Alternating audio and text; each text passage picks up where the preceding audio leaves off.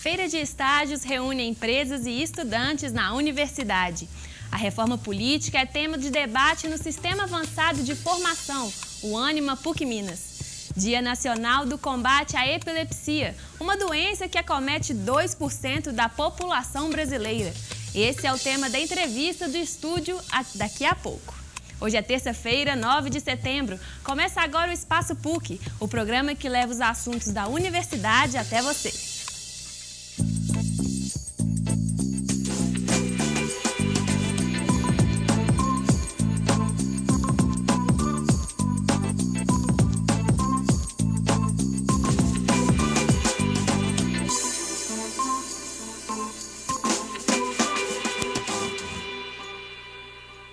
Olá, bem-vinda ao Espaço PUC. A PUC Minas, em parceria com a empresa Armazém das Ideias, promove a quarta-feira de estágios. Confira! Acontece aqui no campus da PUC Minas Coração Eucarístico a quarta-feira de estágios, um evento para estudantes da universidade e também de outras instituições de ensino superior que buscam uma oportunidade de emprego e estágios de empresas que estão aqui no local em exposição. Ao meu lado está a professora Evanilde Martins, que é a coordenadora geral de estágios da PUC Minas. Evanilde, como funciona a feira de estágios? Olha, a feira ela funciona já na nossa quarta edição. As empresas vêm até a universidade para mostrar seus planos de carreira, seu negócio no mercado, para conhecer os nossos cursos e também os nossos alunos.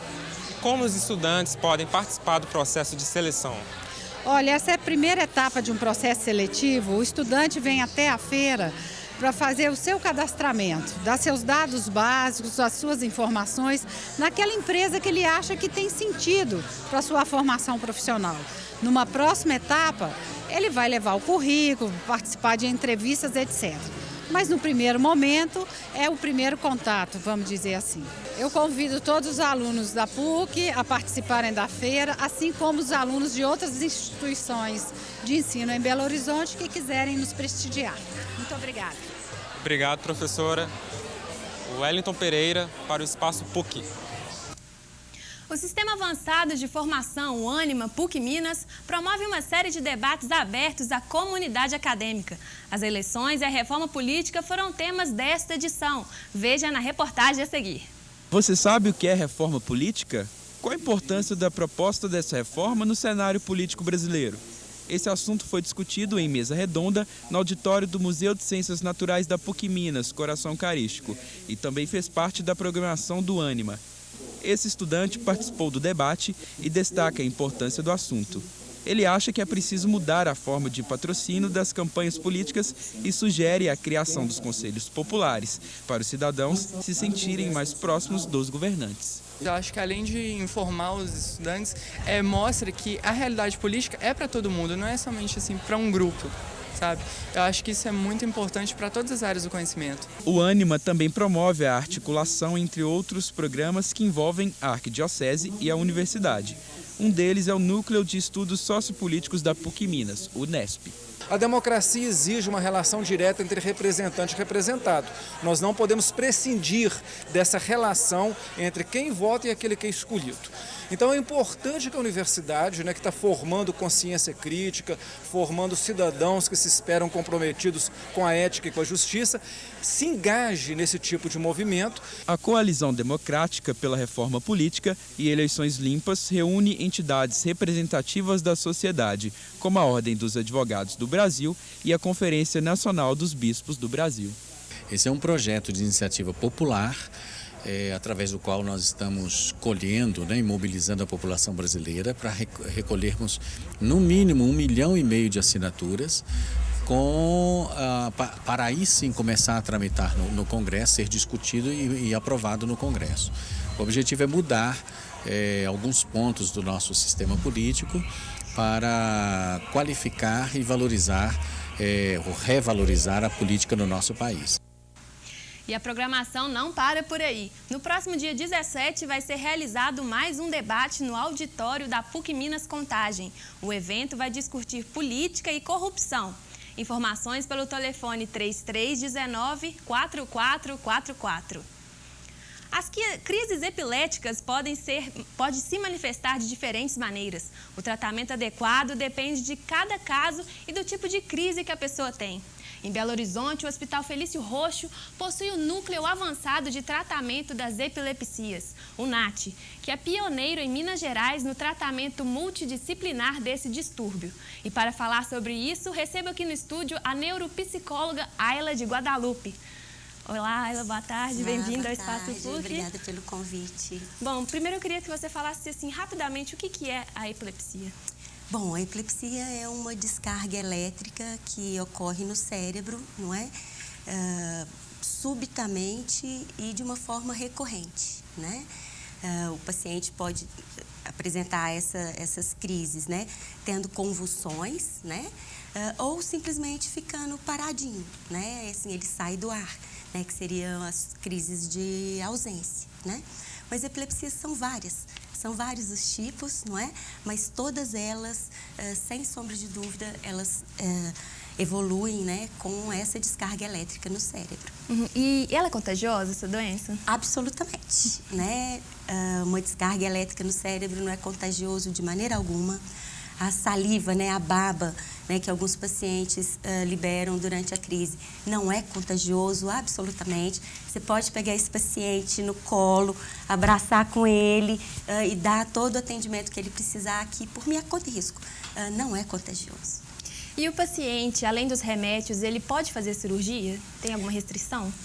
A cirurgia ela é indicada para os 20% da população que não controla com medicamento, não é?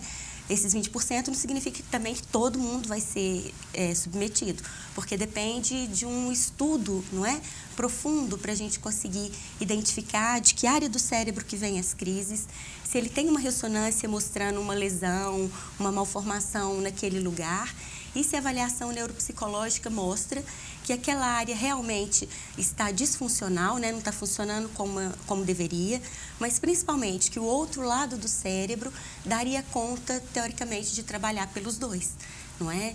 Então, o paciente tem que ser aprovado nesses 3 quesitos, né? Então, se ele tomar a bomba em um deles, ele não é aprovado para cirurgia, né? Porque o paciente, de uma maneira geral, ele não vai trocar um problema pelo outro. As crises, por pior que sejam, passaram as crises, ele está enxergando, falando, convivendo, não é? E no caso de uma cirurgia mal indicada, ele pode não ficar livre das crises e ainda sair com outro problema. Então, é uma responsabilidade muito grande, né, de um serviço desses. Em relação à cura, existe uma cura? A gente fala de cura enquanto um controle satisfatório, né, das crises, né? Então, assim, a palavra cura, ela é meio subjetiva, mas enquanto controle das crises, até a própria medicação, né, aquele paciente que toma o remédio e fica totalmente sem crises, a gente pode falar que ele teve uma crise medicamentosa, uma cura medicamentosa, não é? O paciente que está aí no pós-operatório, né, já com 3, 4, 5 anos, a gente está considerando uma cura, não é? Mas a gente sabe que a cirurgia, alguns pacientes podem voltar a apresentar crises, né? Principalmente aqueles que tinham crises vindo dos 2 hemisférios, né? Então, assim, a cirurgia também não é promessa de cura, né? Então, a gente busca com ela o controle das crises, né? Para que o paciente tenha uma qualidade de vida melhor, né? Para que ele não fique em estado de ansiedade e de expectativa por ser surpreendido por uma crise a qualquer momento, né? Onde a gente tem as implicações psicológicas, emocionais das epilepsias. Bom, a epilepsia é uma doença, assim, existe um preconceito para quem tem? Existe, e o preconceito é grande, e é um preconceito que existe há pelo menos 2.414 anos, porque a primeira citação, uma das primeiras, foi Hipócrates há 400 anos antes de Cristo. Se a gente pensar que a gente está em 2014 depois, né, então o preconceito tem sim, na esfera social, na esfera laboral, né, para o trabalho, não é? Às vezes até no próprio lazer, né? Então tem, né? Infelizmente ainda tem. Bom, a senhora trabalha no NAT, né, no Núcleo de Tratamento. Como que a senhora trabalha esse preconceito que existe, assim, essa vergonha, às vezes, que a pessoa tem de ter essa doença? No NAT a gente tem a área das psi, né? Então, o psiquiatra, a neuropsicóloga e a psicóloga clínica, né? Então, assim, o paciente, quando ele precisa ser acompanhado mais de perto, a gente tem a psicóloga, né, a Karen Crossara, que acompanha os pacientes, né? Mas a gente aborda esse preconceito no sentido de tentar levantar um pouco a autoestima dele, né? Levá-lo a acreditar que ele pode, ele é capaz, né?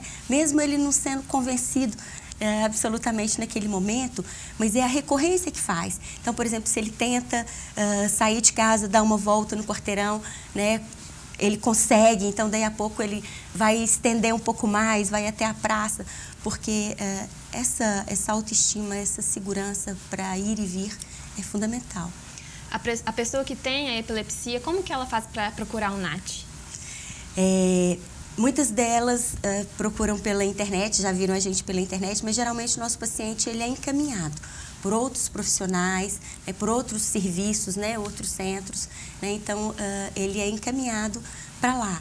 E ele pode também procurar diretamente no hospital, né, pelos telefones do hospital, e eles serão reencaminhados numa ligação interna para o nosso setor, né, onde a Juliana deverá recebê-los, né, num telefonema e orientar o que for preciso, né? Mas vindo o encaminhamento de outros médicos, é importante que esse paciente passe pela nossa equipe, né? Os nossos neurologistas, né? O nosso psiquiatra, eu, a neuropsicóloga, porque a gente tem um discurso uniforme, não é? Então, assim, é todo mundo olhando para o mesmo paciente, né? Com óticas diferentes, com o objetivo de vê-lo mais e melhor. E para finalizar, assim, tem aquele mito de quando a pessoa tem convulsão, tem que evitar que enrole a língua. É verdade ou é mito? É mito. O paciente ele não enrola a língua. O que acontece dele sufocar, às vezes, é com a saliva. Então, se você vira ele de lado para a saliva escorrer, não é? Então ele não vai sufocar, não é? Então, a língua não enrola, né? Porque ela é presa pelo freio. Se você tentar jogar a língua para o fundo do céu da boca, ela não vai. Então, o que asfixia é a saliva. Então, você virando o paciente de lado para escorrer, ele não vai sufocar, não é? Muito obrigada pela sua presença aqui no Espaço PUC. Volte sempre. Esse assunto é bastante importante, né, para a gente saber um pouco mais dessa doença. Isso aí. Muito obrigada pela oportunidade. Obrigada. O Espaço PUC de hoje chega ao fim. Mande sugestões e comentários para as redes sociais da PUC TV. No programa de amanhã, vamos conversar sobre o universo virtual dos adolescentes. E tem ainda o quadro Talentos da PUC. Não perca! O nosso encontro é às 4h45 da tarde, aqui na PUC TV e na TV Horizonte. Um abraço e até amanhã.